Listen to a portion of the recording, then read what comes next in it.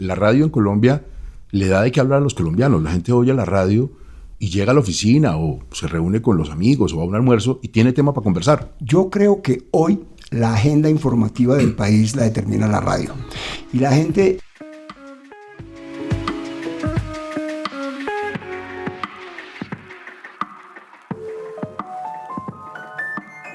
Don Roberto Pombo, ¿qué ha habido? No, señor, muy bien. Bienvenido a Los Protagonistas. Oiga, compañero de horario. Muchas gracias por la invitación. Se llamaba Vecinos y Amigos la serie hace muchos años. Exactamente. Mucho libro de historia, ¿no? Mucho libro de historia, bueno. Pero el que va a contar las historias aquí es usted. Bueno, usted es el hombre de mis preguntas, pero sí. Ahora me toca a mí hacerle las preguntas a usted. Eso me parece injusto. Sí, señor, pero la vida es así tremendamente injusta. Oiga, Roberto, estamos viviendo una época postelectoral, pero todavía está caliente todo lo que ha pasado y el país apenas se prepara para lo que viene. Como periodista, ¿usted se acuerda cuándo fue la primera vez que se le metió a una campaña política a cubrirla? Pues yo como periodista, la primera que me tocó fue la de Belisario Betancur contra Alfonso López Michelsen, que ganó Belisario, y en esa época me tocó en Barranquilla, que era el epicentro de la política liberal de la costa, donde perdió López Michelsen. Entonces fue una cosa muy, muy intensa y muy interesante. Pero usted tan cachaco, ¿qué hacía en la costa de periodista? Yo arranqué trabajando en Alternativa, y cuando Alternativa se quebró, no conseguía trabajo y yo quería ser periodista. Yo había estudiado Derecho. Y Germán Vargas Cantillo, papá de Mauricio ¿Qué tal esos ojazos? Vargas, un tipo maravilloso, se había jubilado, ya había sido director de Inravisión, habíamos trabajado en una infructuosa cosa que le había contratado a Diarios Juntos, y él se fue para Barranquilla a trabajar en el Heraldo, y entonces yo le dije, consígueme alguna cosa, y llegó a Barranquilla y me consiguió trabajo de redactor judicial del Heraldo, y me fui para allá. Oiga, casi que lo meten en la cueva, pero no literaria, sino judicial. Exactamente. Y allá estuve un tiempo y pasé uno de los mejores años de mi vida, primero en el Heraldo, más tarde en el Diario del Caribe, ya en mejor posición, pero desde el punto de vista de las campañas políticas me tocó la derrota de López con una anécdota muy interesante. Juan B. Fernández Renovisky, que era el director del Heraldo, era a su vez el coordinador de la campaña lopista en el Atlántico. ¿Al tiempo? Al mismo tiempo. En esa época no pasaba nada. Y entonces iba a aterrizar López en su llegada triunfal a Barranquilla en la campaña, y el Heraldo publicó un aviso de una página entera donde había un gallo rojo en pelea destrozando un gallo azul y decía, jueguele al Colorado. Por alguna razón que todavía no se ha logrado averiguar qué fue lo que pasó, invirtieron los colores y apareció el pobre gallo rojo vuelto nada y el gallo azul desplomado diciéndole jueguen al Colorado, y la furia de Juan B. Fernández y de López y todo, y que fue premonitorio porque allá fue la gran derrota de López, y cuando la voz lastimera de López después de las elecciones, ¿qué pasó con los votos de la costa? Era la época de los periódicos de papel. El otro día hablaba con Arismendi, claro. Yo le decía que yo recordaba las 5 columnas, él recordaba las 8, no, que el periódico era una sábana. Sí, en claro, esa época había ido reduciéndose. Porque en parte que los periódicos eran más anchos, pero además en las diagramaciones las columnas eran más pequeñas.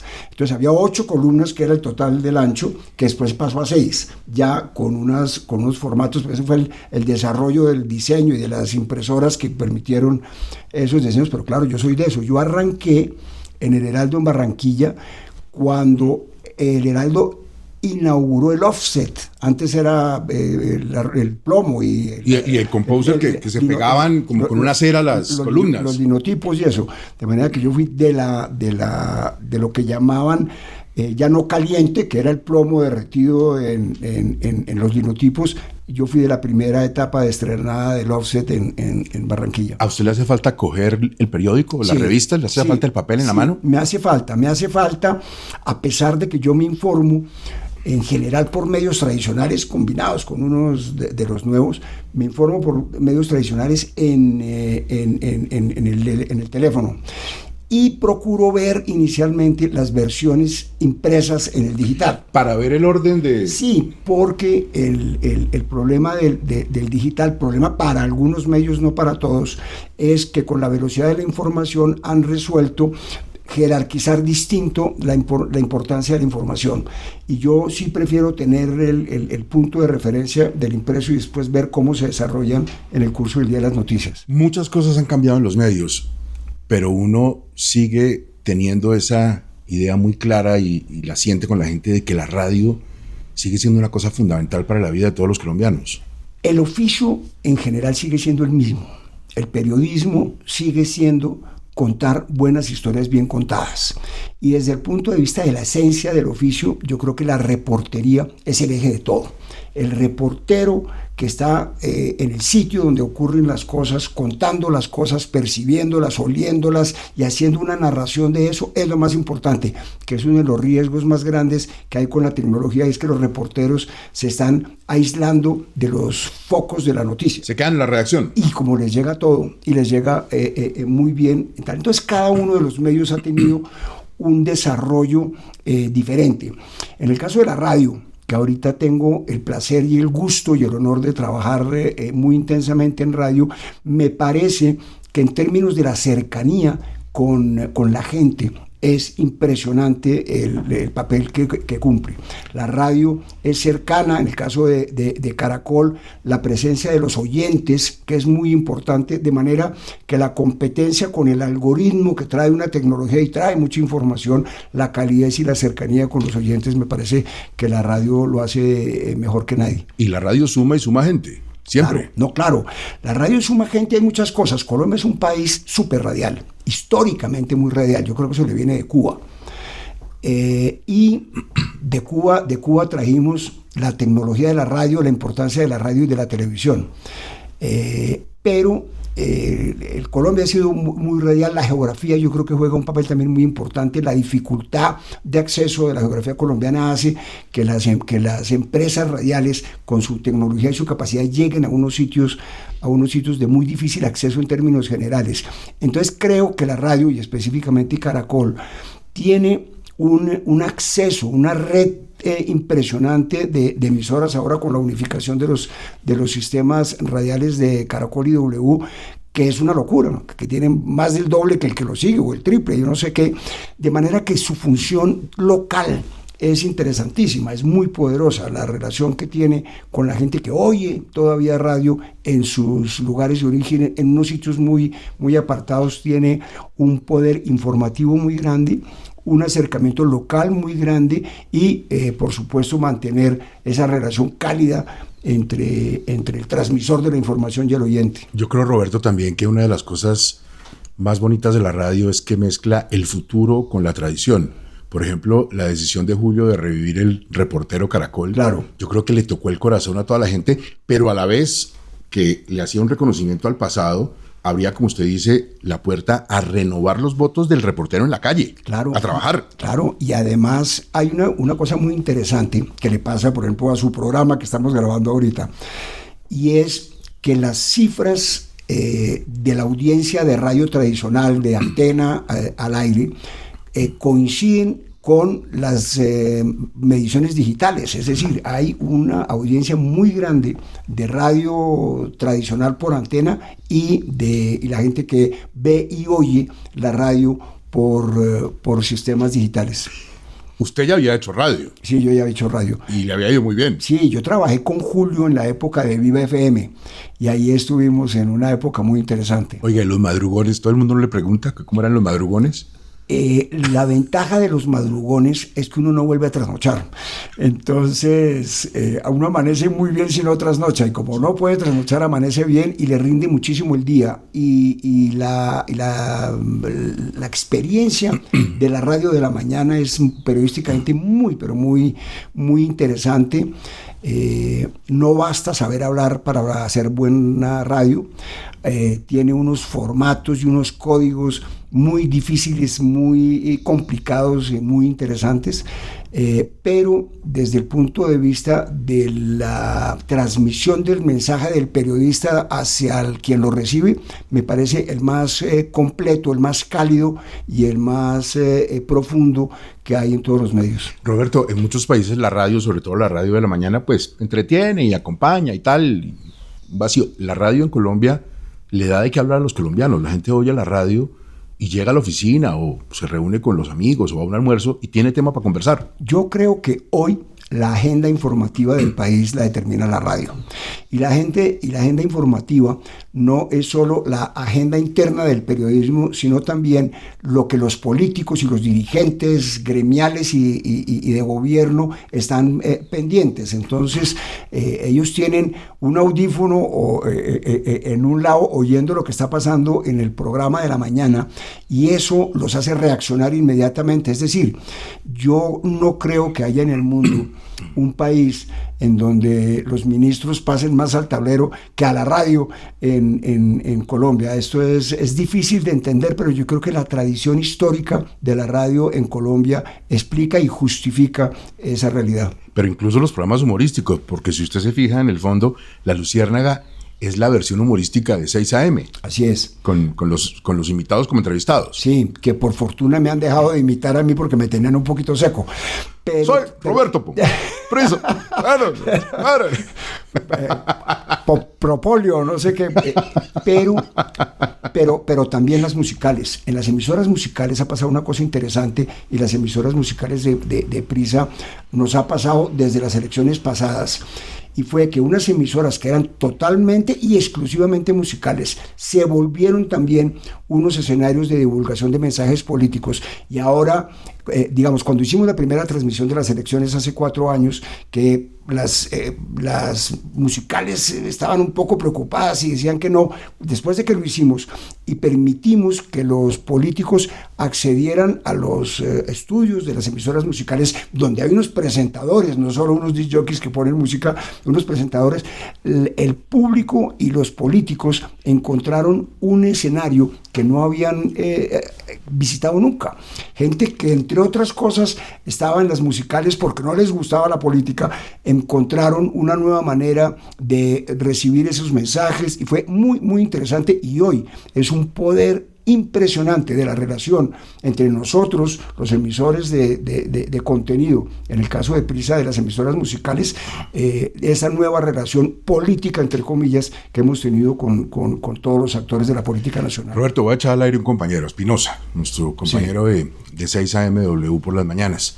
Hace unos años lo invitaron a una universidad a dar una conferencia, y él me contó, y básicamente unos estudiantes le dijeron: pero es que usted no hace activismo. El periodismo sin activismo ya no se concibe hoy en día. Y Espinosa llegó altamente preocupado a confirmarme, porque yo creo que está bien la posición, está bien abordar la noticia de la información desde una perspectiva, está bien escribir columnas de opinión, con una delimitación de cuándo opina uno y cuándo informa, pero el activismo en el periodismo yo creo que se está volviendo un cáncer. Sí, eso hay que ubicarlo un poquito en el sentido histórico.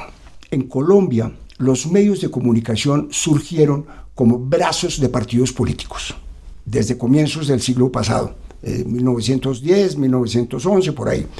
Y esos medios de comunicación eran políticos, totalmente políticos, y la política era muy radical y muy agresiva. Los medios de comunicación eran muy agresivos y muy radicales. Es decir, los directores y los periodistas tenían camiseta. Tenían camiseta, absolutamente. Absolutamente, y en la redacción de las noticias y en todo. Estoy trabajando en un proyecto que después le cuento. ¿El libro? Okay. Sí, pero después le cuento. Pero, digamos, los medios de comunicación en Colombia son el espejo de la política colombiana, o han sido el espejo de la política colombiana. Fue tan radical durante tanto tiempo la política en Colombia y el periodismo, que cuando se posesionó Laureano Gómez como presidente de la República, el periódico El Tiempo no lo registró. No salió porque había un enfrentamiento radical entre el gobierno que venía desde que Ospina había cerrado el Congreso, etcétera.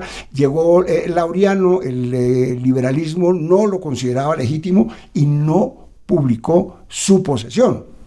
Después llega el Frente Nacional, y con el Frente Nacional ya hay un apaciguamiento de la política, también hay un apaciguamiento del periodismo.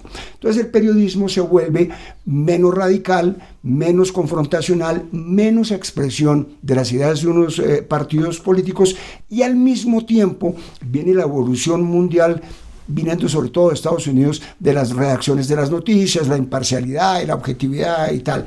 Entonces nosotros vivimos un periodismo que tenía que ver con la política, y ahora en algunos casos se está volviendo a que ciertos medios sean el reflejo de algunos sectores políticos o empresariales que prefieren, como lo han hecho en Estados Unidos, en el caso de Fox y otros, tener una postura política. En el caso de Caracol, por decirlo algo, nosotros somos un poquito herederos de esa evolución que tuvo el periodismo con respecto a la política, y nos consideramos y ejercemos como imparciales, como orientadores, como que no tomamos partido.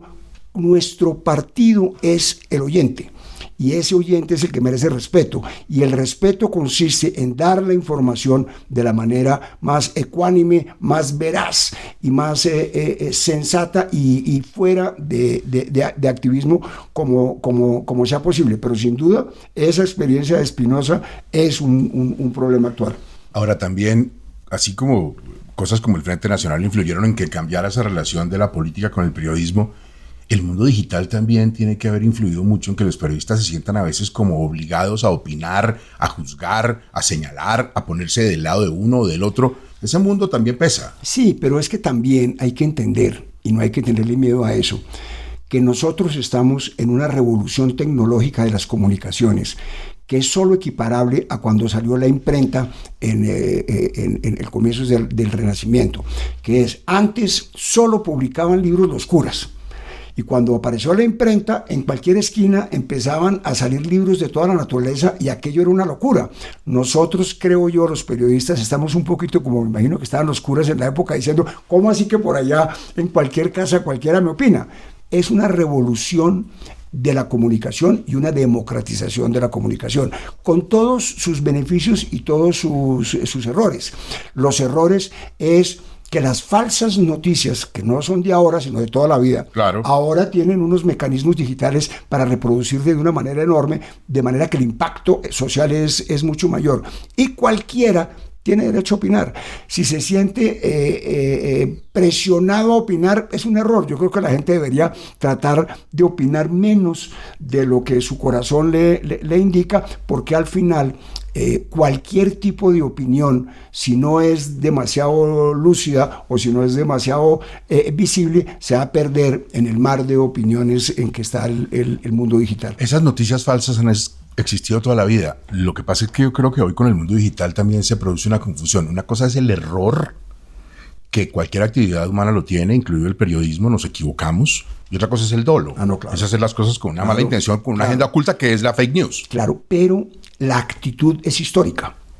La actitud del ser humano queriendo mentir sobre determinados temas y sobre temas públicos siempre ha existido. Lo que no existían eran las herramientas para difundirlo.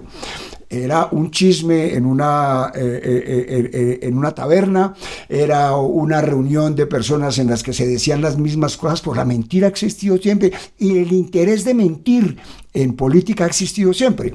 Lo que ahora pasa es que las herramientas para hacerlo general y público es lo que no existía antes. Entonces yo creo que hay que tener cuidado de no graduar de más malvados de lo que son los actores de hoy, sino son los mismos con más herramientas. Era como cuando la gente inicialmente mataba a cuchillo y después tenía ametralladora. El interés es el mismo, solo que el efecto es distinto.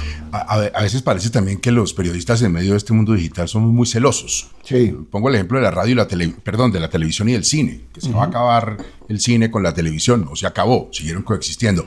A veces como que nos molestamos mucho con los influencers, pues también tienen derecho a existir. Ahora, ellos están más en el mundo de la publicidad que en el mundo de la información periodística. Claro, y yo creo que hay una recomposición de la sociedad que empieza por la comunicación. Los cambios en la comunicación históricos, cuando se inventó el lenguaje, cuando se inventó la escritura y cuando se inventó la imprenta, son el equivalente a cuando se masificó la comunicación en el mundo digital. Y arranca siempre por un cambio de comunicación, y eso corresponde con un cambio de la sociedad, inclusive con un cambio del sistema de vida y del sistema político. Yo creo, pero eso ya es hablando tonterías, que los cambios en la comunicación van a generar un cambio absoluto en lo que hoy consideramos la democracia, los partidos y los valores, y tiene que haber una recomposición que posiblemente no alcancemos a ver nosotros. Pero esto es la verdadera democracia de comunicación, que desde el punto de vista de cómo nos criamos nosotros como periodistas, antes el periodismo era de una sola vía y era intuitivo lo que pensaba el oyente o el lector o lo que fuera. Hoy ya no es, es de doble vía. Y hay dos cosas. Una, que nos dan la información sobre lo que la gente piensa de lo que nosotros hacemos, y además que empiezan a presionarnos para que nosotros, y hay que tener mucho cuidado, tomemos decisiones debido a la avalancha de cuestionamientos o de aplausos que recibimos en un determinado sentido. Ya que usted habló de la democracia, a veces nos cuesta la democracia. Reconozcamos que nos costó la democracia para muchos en este país cuando Gustavo Petro se convirtió en presidente, y ahora a mucha gente le está costando la democracia de reconocer que el presidente es Abelardo de la Espriella. ¿Por qué nos cuesta tanto la democracia? No, yo creo que eso siempre ha sido así. Digamos, yo creo que hay una novedad en Colombia, y es que esta división tan marcada solo la veíamos desde las historias del siglo pasado, cuando el Partido Liberal y el Partido Conservador estuvieron tan divididos y eran tan enemigos que solucionaban los problemas a punta de bala. Pero digamos, esa es una división nueva, y es una división sana. Es decir, a mí me parece que estamos en un mundo nuevo donde hay una izquierda organizada y por primera vez o por segunda vez después de lo de Petro masivamente respaldada, y una derecha bastante más tirada a la derecha de lo que era habitual, pero también recogiendo la mitad del país. A mí me parece que hay dos cosas ahí. Una es que esa realidad en sí misma no es mala, yo creo que es buena, y creo que a los dirigentes se les podría dar una recomendación que suena obviamente ingenua, y es: en Colombia la derecha debería aprender y tratar de entender por qué la izquierda tiene tantos adeptos, que tiene que haber unas razones que vale la pena imitar. En algo fallaron. O en algo acertaron. Y a la izquierda que aprendan también que la derecha tiene una cantidad de seguidores, que no todo es carreta, no todos son falsos mensajes. Hay una lógica de la derecha que funciona en organización del Estado, en organización de la economía y tal, que hay que aprender. Es decir, cada uno tiene que aprender del otro, porque descalificar al contrario es una forma de ceguera que mantiene las diferencias, pero al final no nutre a la contraparte de unos elementos que yo creo que tienen que ser muy positivos. Alguien me decía en estos días, alguien entendido estos asuntos, que a pesar de ser un gran animal político el presidente Petro y de haber organizado a la izquierda por primera vez, pues también cometía sus errores. Sí. Se equivocó tal vez escogiendo a Cepeda se equivocó tal vez escogiendo a Quilpué, y se equivocó tal vez Cepeda graduando de enemigo a Abelardo porque pensó que su pasado iba a ser una posibilidad de derrota para él en segunda vuelta, y resulta que la gente pensó fue en el futuro de Abelardo, no en el pasado de Abelardo. ¿Qué va a pasar con el país? A usted primero que va a todos lados y le dicen, bueno, Roberto, ¿y qué? ¿Esto cómo quedó? ¿Qué viene? ¿La civilidad, la guerra, las calles? ¿Qué va a pasar? No, yo creo varias cosas. Yo creo que el ejercicio y el discurso del gobierno se va a atemperar un poquito, porque no estamos en campaña, de manera que las posiciones extremas se empiezan a moderar un poco. Inclusive el discurso del presidente electo la noche de la elección fue una cosa mucho más: tiene que gobernar para todos. Gobernar para todos quiere decir que el gobierno o el presidente tiene que poner sus antenas en la gente que perdió, pero no en los dirigentes, en el pueblo, y tratar de ver qué de lo que las razones por las cuales esa gente apoyaron a sus contradictores vale la pena seguir. Yo no creo que vaya a haber ningún acuerdo de cúpula como el que propone como el que propone Cepeda, que es el acuerdo nacional que propuso en campaña. Se va a poder hacer siendo la oposición con el gobierno, me parece imposible, pero el gobierno sí tiene que leer a la oposición para tratar de jugar de una manera mejor y más democrática. Roberto, es que los partidos y la dirigencia tradicional empezó a dejar de oír a la gente, y ese fue quizás el gran éxito de Petro, que volvió a escuchar a la gente, que volvió a oírlos, mientras que la dirigencia estaba muy como una cosa endogámica. Sí, es decir, aquí hay un discurso de izquierda ideológico y unos resultados que ya se buscará si fueron buenos, regulares o malos, que jugaron un papel muy importante en el fortalecimiento de la izquierda, que es el gran fenómeno político. Es decir, aparte de que un outsider como De la Espriella haya ganado, que es un fenómeno político totalmente novedoso, aunque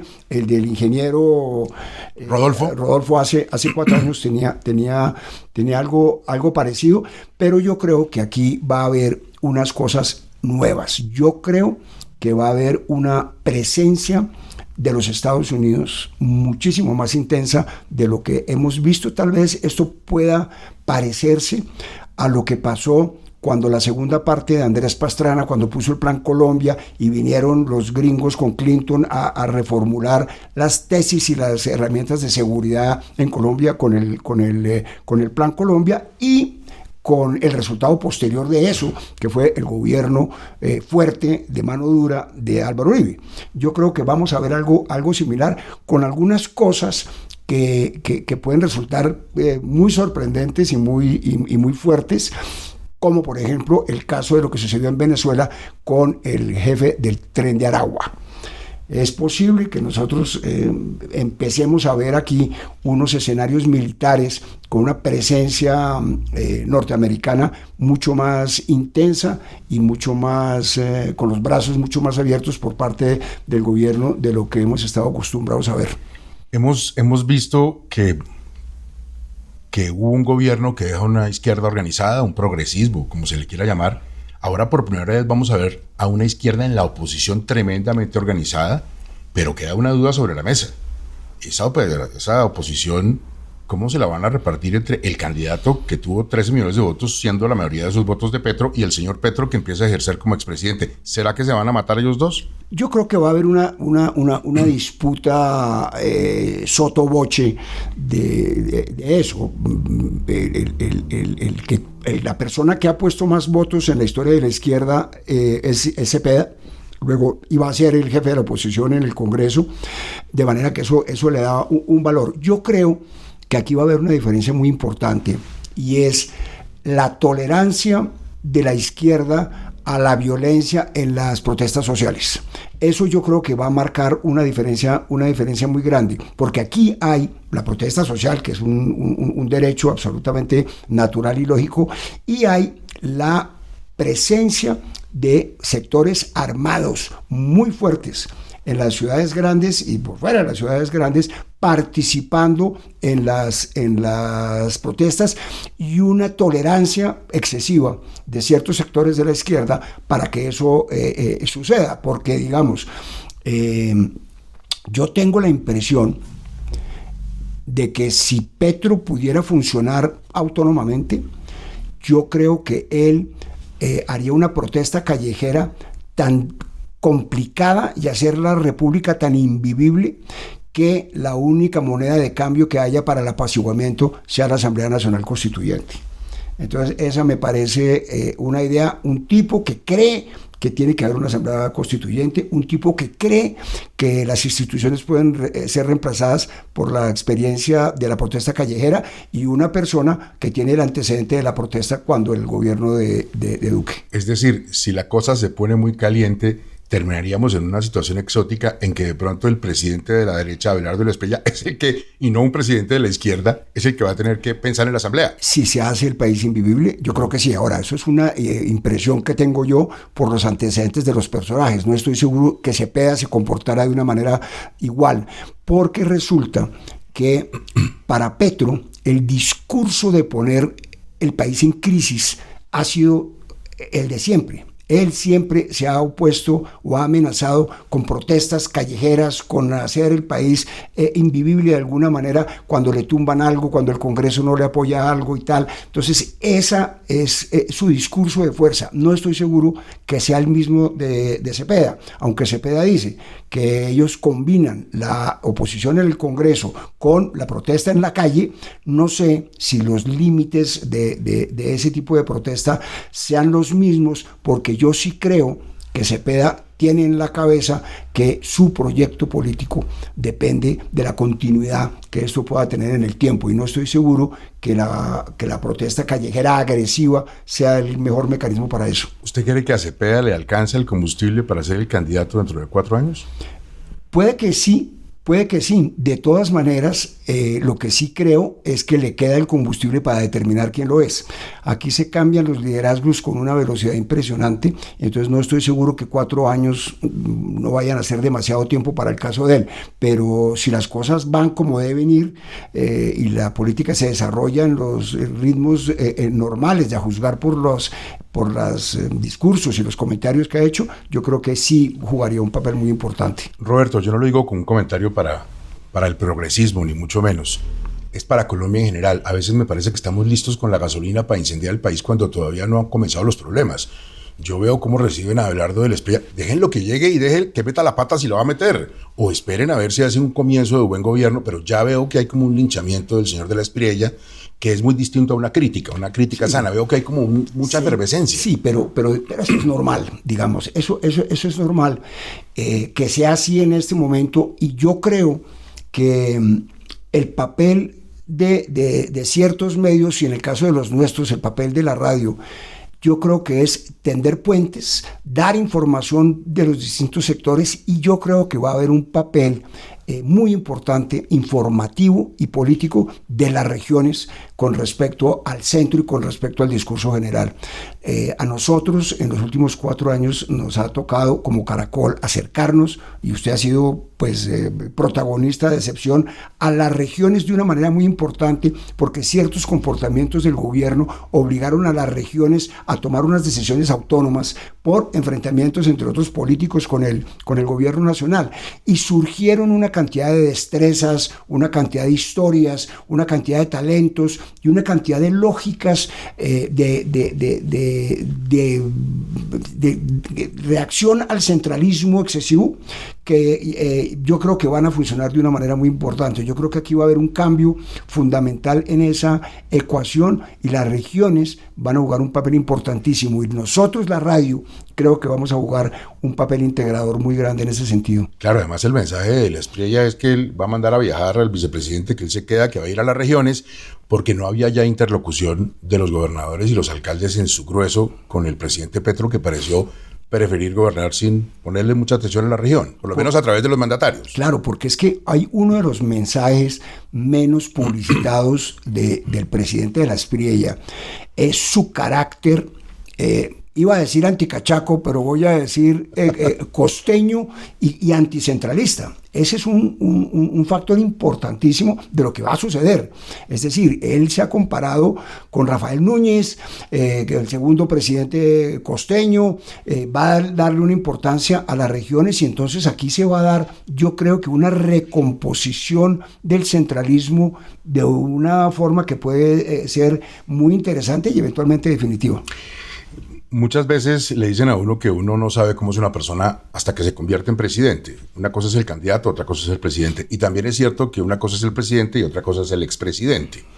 El expresidente Petro tendrá 2 caminos: o se convierte en un mártir de las calles, o se convierte en una persona mesurada que participa en la oposición y de pronto hasta recompone relaciones con Estados Unidos y otros sectores. ¿Cuál es el expresidente que a usted más le ha llamado la atención en toda su vida periodística por haber hecho las cosas como se supone que bien debió haberlas hecho un expresidente? Belisario Betancur. Belisario Betancur es el mejor expresidente que ha tenido Colombia, y él mismo decía: a mí me podrán decir que yo fui el peor presidente, pero nadie puede negar que fui el mejor expresidente, en el sentido de que trató de inmiscuirse lo menos posible en política, y lo hizo. Por ahí tuvo que hacer unos apoyos a unos candidatos conservadores, pero de verdad se la jugó a no estar jugando en la política coyuntural como expresidente, sabiendo que eso era un error político indudablemente, pero también era un daño para la institucionalidad del país. El resto no lo han aprendido. Mire, le vamos a mostrar una cosa que usted se debe acordar, que la hicimos con mucho cariño para recopilar las frases de don Camilo Durán Casas. Sí. Y el título de este libro, de sus frases, Uribe es la suegra de Santos. Siempre estamos teniendo como, en el mejor sentido, con las suegras, por supuesto. Sí. Faltaba más, pero alguien como que le causa escozor al otro. Ahora, ¿Petro sería la suegra de Abelardo? Es posible porque, digamos, aquí ha habido unos liderazgos políticos que han surgido de la confrontación intestina de los partidos políticos. Y aquí arrancamos entre el ospinismo y el laureanismo, después el alvarismo y el pastranismo, después las distintas tendencias del liberalismo. Siempre las peleas internas de los partidos terminaron convirtiéndose en líneas políticas las más agresivas, hasta llegar a Uribe, la suegra de Santos. Eventualmente en la izquierda pueda pasar lo mismo, que son dos tendencias como resultado de un acomodamiento de las placas tectónicas de la izquierda.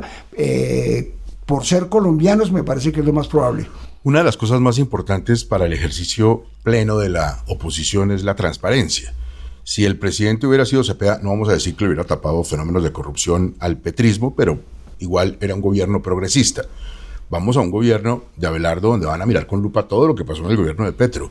Los escándalos de corrupción de la época de Petro también van a pasar cuenta de cobro a la oposición, por poderosa que sea, con sus 13 millones. Sin duda, y ya se la está pasando con el informe de Noticias Caracol sobre las concesiones en la purga de las fuerzas militares como parte de la negociación con el Clan del Golfo. Eso tiene un costo enorme y es una situación absolutamente inaceptable y que va a tener una cola larguísima.